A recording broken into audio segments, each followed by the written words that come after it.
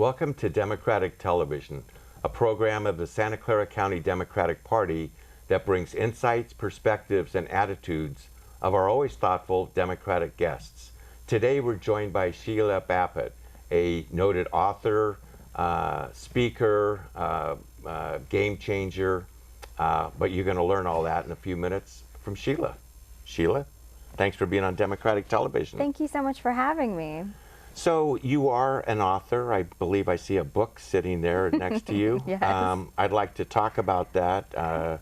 Your field of study was domestic workers, sort of an invisible population of workers that we don't always acknowledge and show respect for.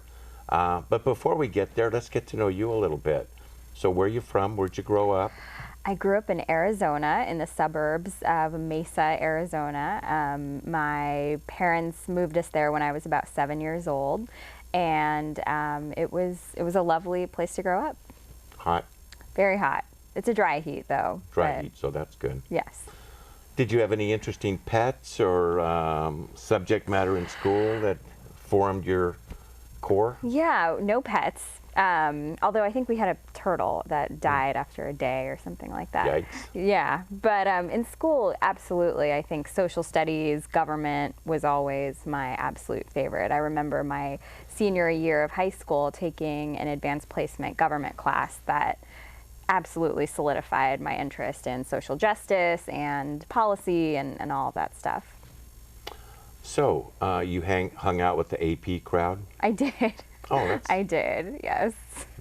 They're good people. They were. They all have gone on to do great things. So when you were growing up taking these classes, did you have any influential people in your life that maybe also helped make you who you are? Absolutely. I think certainly my mom, her hard work as a caregiver in our household was very influential in my life. And, you know, I was always very aware of how much effort and work it was for her to parent my sister and myself, as well as, you know, work outside the home, which she did.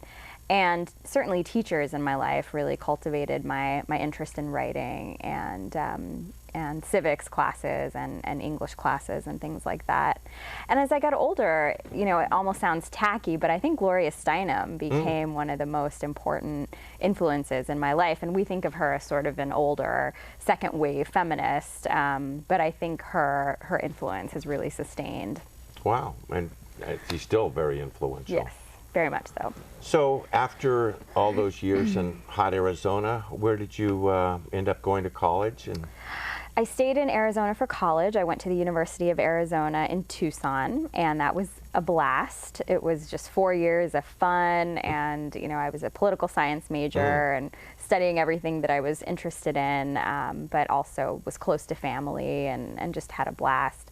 And then I went off to law school, actually, at the University of Pennsylvania in Philadelphia, and that was a huge contrast from Arizona, just in terms of weather and in terms of the seriousness of my peers in school, but that was a great experience as well, and that's where I began to focus on women's economic issues and employment issues specifically. were those motives for you to want to get your law degree? I think social justice was always the reason I went to law school. Certainly, I knew during law school that I wasn't there to practice law for very long, at least. I continued writing, and I was on journals and focused on, at that time, contraceptive coverage was heating up. Insurance coverage of contraceptives, it's still a big deal, as we know. Very current comment. It's still controversial, apparently, as the Hobby Lobby decision showed us a couple weeks ago.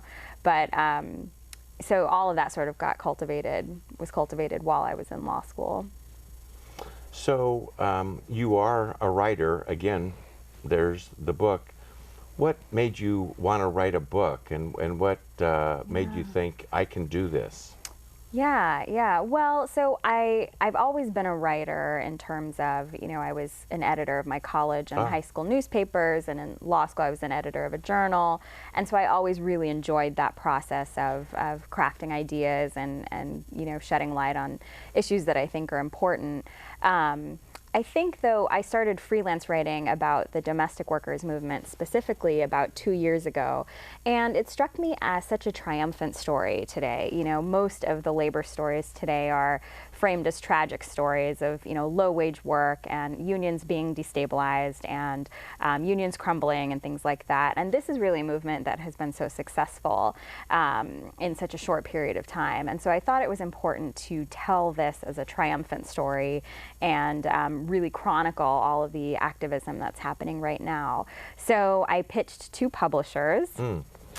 The first publisher, who shall remain nameless, rejected me within like 3 days. And the second publisher, IG Publishing in Brooklyn, New York, said yes, they would love to tell this story. And so we decided to write a book about the domestic workers movement in the United States. Now, I don't know much about writing, but I think getting a second publisher to say yes is pretty amazing. I'm still amazed by that as well. I think it was a combination of things for those out there who are interested in ever writing a book. I think it's really important to make sure that your topic is aligned really closely with what the publisher cares about. So doing a lot of research up front and making sure that you're pitching an idea that will be of interest to this publisher. You know, if you pitch something way out in left field, it's just not going to go anywhere. So I think that alignment was really close. IG Publishing is very focused on labor issues, progressive politics in general, women's issues.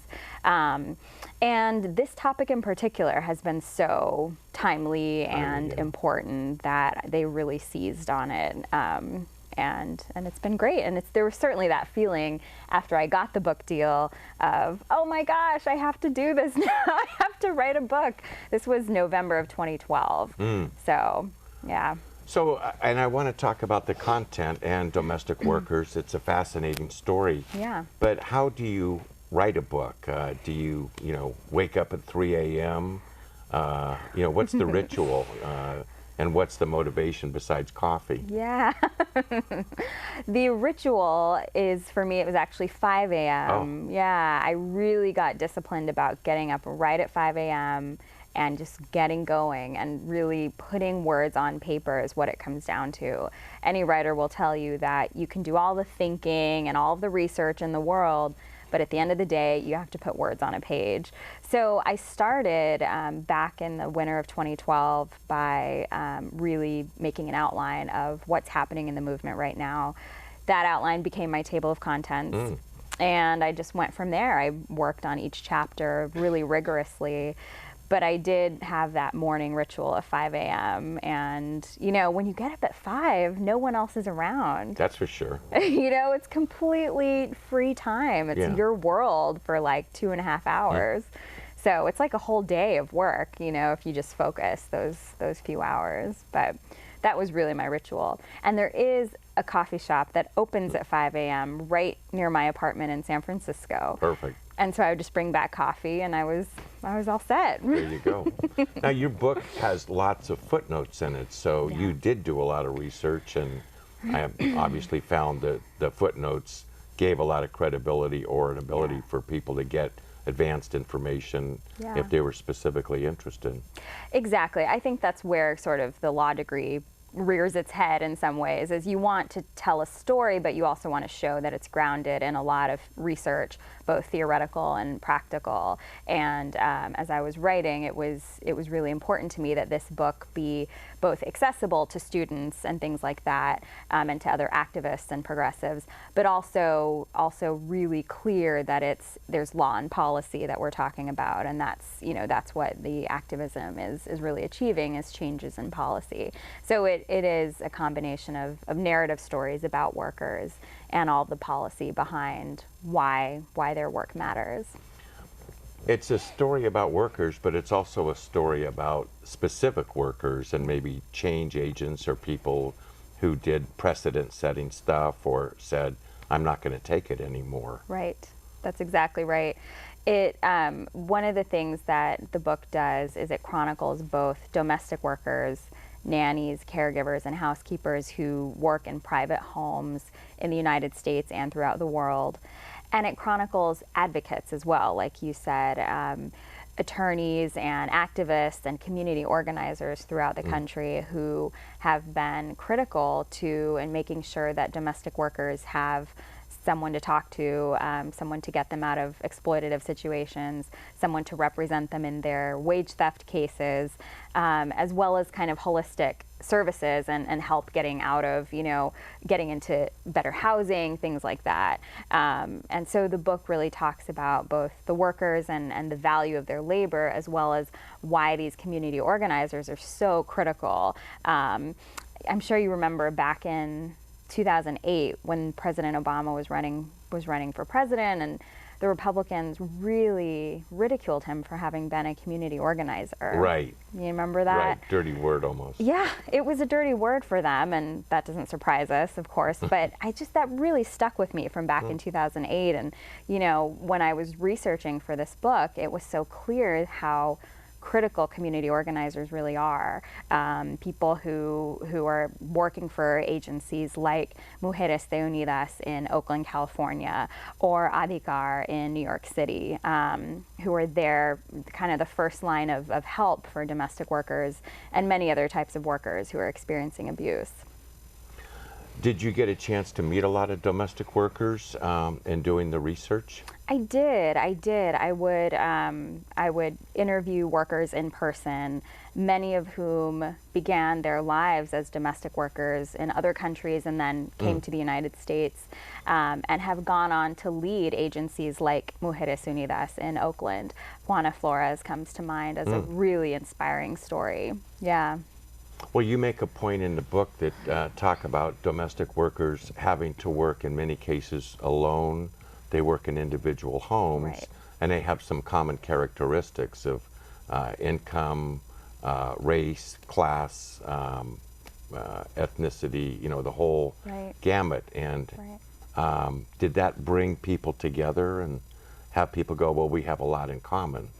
Well, I think exactly. I think, so the domestic work sector is, the vast majority is female, over Female. 90%. We Yeah. could probably say 99.9% is female in the United States and throughout the world. Mostly women of color, Latina women, African American women, a lot of Asian American women, and immigrants from all parts of the world who come to the United States. And there absolutely was this narrative among the advocates behind this movement that despite these very clear and considerable differences in culture, there was this unity that has begun to form because of the domestic workers movement, that all workers are worthy of dignity and basic protections. And so it is a very diverse movement in terms of the many cultures that are represented, but there is a lot of unity among these different Got it. groups. Yeah. Okay. Well, we're going to take a little break, and when we come back, let's talk more about what you found in your work and your book and what you're doing now. Fantastic. Great. Thank you. We'll be right back. Hello, my name is Margaret Abe-Koga, and I'm a council member with the City of Mountain View. I'm sitting here today at KMVT in the studio. We just finished taping a segment of Democratic TV. And I wanted to talk with you about how you can get involved with the Democratic Party. When I was looking for a way to make a difference right after college, the Democratic Party was where I went to.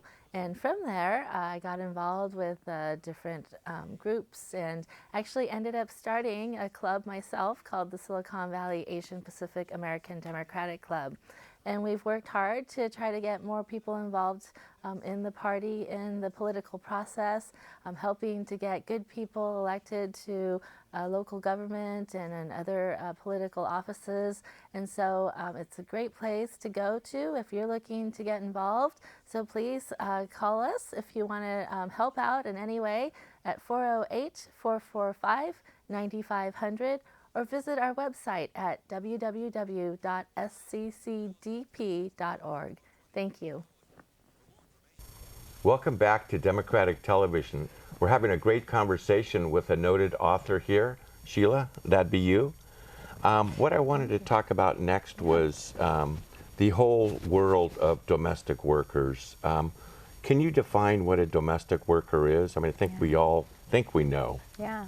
Domestic workers are nannies, housekeepers, caregivers for the elderly or disabled populations or ill populations who work inside of private homes. This is labor that is essential for all other labor that we do, making sure a home is clean or a child is cared for or an ill person is taken care of is the only way we can, those of us who go out to the world and work outside of the home can actually be able to do that, right? Domestic labor is the work that makes all other work possible. There are an estimated 50 to 100 million domestic workers throughout the world. In the United States, somewhere between 2 and 3 million domestic workers. It's not always easy to nail down that exact number because it is such an invisible workforce in many cases. But this includes in-home support service workers? Yes. So yes, it does. Folks that give life-saving care to people day in and day out. Exactly. Could you describe some of the working conditions that domestic workers deal with? Yeah, there really are a range of circumstances and situations, and there are many domestic workers who are simply denied their wages. They go into a situation and they're promised, a monthly salary of $1,000 a month, plus stipends to travel and things like that. That's the promise that they come in the situation with, and often are simply denied any pay whatsoever. Often these are women who are from other countries, from Central American countries or Asian countries, who've come into the United States with the promise that they'll have a stable situation, and then they're trapped in a household. They're completely reliant on their employer, and they're not receiving any pay. So it ranges from things like wage theft, right, all the way up to things that would be considered a trafficking situation. Trafficking is much more exploitative. It requires, a showing that someone has been coerced to work without any pay. There's one woman profiled in the book named Shanti Gurung.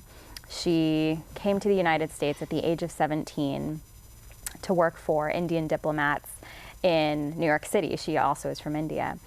And when she arrived to the United States, the promise was she'd earn $1,000 a month and live in this lovely Manhattan apartment and be paid, paid regularly. She was never paid. She was denied food. She was forced to sleep on the floor. When she moved to the United States, she weighed about 140 pounds. 3 years later, she was down to 87 pounds. Wow. She didn't know anyone else except her employers, and so eventually she was able to escape to a grocery store and, in panic, flagged down a woman she had met previously. And this woman was able to help her, but she fled. She had to flee the situation. And this is the story of many domestic workers in the United States and abroad. Thankfully, because of the activism that's chronicled in the book, and because of state legislators like Tom Amiano in California and Keith Wright in New York and many others throughout the country, this exploitative working conditions are now beginning to change, and domestic workers are slowly being included within basic labor protections, such as overtime, and minimum wage has been hard to enforce as well in this population, and it's beginning to be enforced. And they weren't covered under the National Labor Relations Act Right. way back when. Yeah. Why was that? That seems unfair. It's really an unfortunate story that's rooted in both racism and sexism and classism, rooted in all three. Back when President Roosevelt was fighting for his New Deal legislation in the 1930s, he was negotiating with Southern legislators who were still sort of getting used to the fact that slavery was no longer legal in this country and Reconstruction was important. It was a real cultural divide that President Roosevelt was dealing with at that time. And, Southern legislators basically demanded that domestic workers be excluded from the Fair Labor Standards Act, as well as the National Labor Relations Act. Most domestic workers at that time were African American. And you know, the reason is very clear. It's actually discussed in the book. The legislative history of the New Deal legislation talks about the fact that Southern legislators didn't want African American workers to be on the same economic footing as white workers.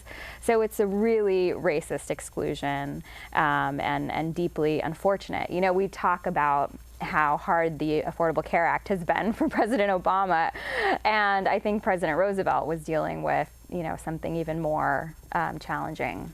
Well, you also mentioned in a book, which is really very helpful to understand this whole circumstance or situation, the work is kind of invisible work. Right. We think of it as women's work. Right. It should happen in the house, not as valued. Exactly. And yet so critical. Exactly. There have been a number of feminist scholars, from Gloria Steinem to Selma James, who have talked about the fact that since we think of domestic work as women's work, as the private sphere, that women are, it's just assumed that women will do this work for free. When now that other women are taking this work on and we've outsourced that labor to nannies and caregivers, we don't think that it's labor, right? We've been trained to sort of see it as freebie, right? It's essentially work that we expect someone will do for no pay or very little compensation. So what has been the response of community-based organizations, community organizers, labor unions? Yeah. You talk about that in the book a little bit. Yeah, I do. I really talk about sort of the birthplace of this modern movement over the last 10 years or so as being New York City. There is a noted activist, really ostensibly the leader of the domestic workers movement, named Ai-jen Poo, a very impressive young woman who she was organizing survivors of domestic violence in New York in the late 90s. And she observed that many of these survivors of domestic violence were domestic workers. And, you know, if we could improve the economic conditions of domestic workers, we could help them get out of violent situations so they could be economically independent. And so she shifted over to focus specifically on domestic workers. She, along with, you know, a movement is never just one person, as we know, and so there have been so many activists throughout the country, mostly all women of color, which is what makes this movement so extraordinary, who have been advocating for changes to labor policy to include domestic workers within basic labor protections. And you know, it's been a really national organizing effort. The activity in New York certainly spread over to California.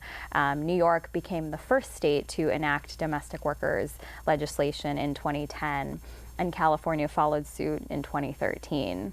The road was much rougher here in California, and we can talk a little bit about that if you want. Well, let's do that. Yeah. Why was it so? So in 2006, the California state legislature actually passed domestic workers legislation that would include all domestic workers in California within overtime protections, or at least most domestic workers within overtime protections. Governor Schwarzenegger at that time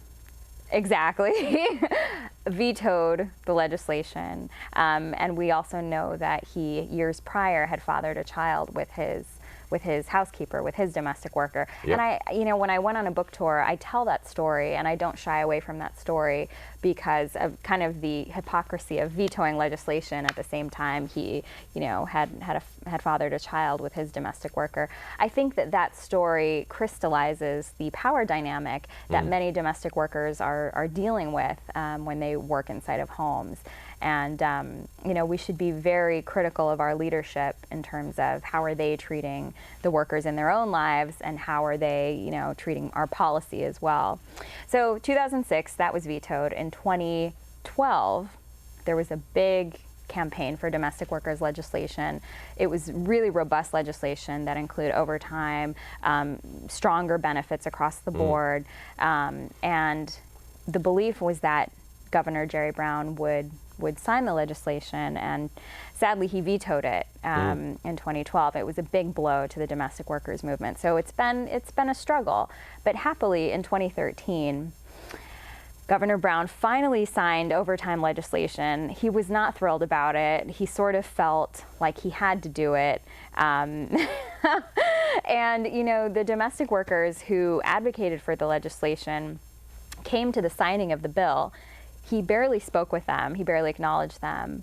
But despite that, all the workers and activists who arrived surrounded Governor Brown and thanked him after he signed the legislation. Wow, overly gracious. I think so, but he's now sort of come to, you know, he's talking to them more and he's building better relationships with this group. But it was a rough road in California, something we wouldn't have expected. So people watching may know of circumstances where people are being exploited or not getting access or time off. Right. Where would they go? We have just a few minutes left. Oh, great. What do you do? So there are some important resources. The first I'll say is Hand in Hand, the Domestic Employers Association. It's a national group. They're based in the East Bay. Hand in Hand is a great group to look for resources and as a place to go for workers who need help. Caring Hands is another one in the Bay Area that advocates for domestic workers and is aware of all the protections that workers should have. And there's a few others, but I'll stop with Hand in Hand and Caring Hands as resources people can look to. So this is the book, Part of the Family, great title. If people want to get hold of you or learn more about this, where would you suggest they go? Well, I am very active on Twitter. Actually, as a writer, I find that it's a great way to dialogue with other writers. So it's just my handle is just at Shelia Bagat, and it's a great way to get conversations started. And I certainly hope that people enjoy the book. Is it available online? Is it on those big places? Yes. The Part of the Family, my book, is available on Amazon, and it's also on my publisher's website. If you go to igpub.com, that's igpub.com. It's right there. Great. Thanks for watching Democratic Television. Give us a call at 408-445-9500 or visit our website at www.sccpdp.org. Thank you.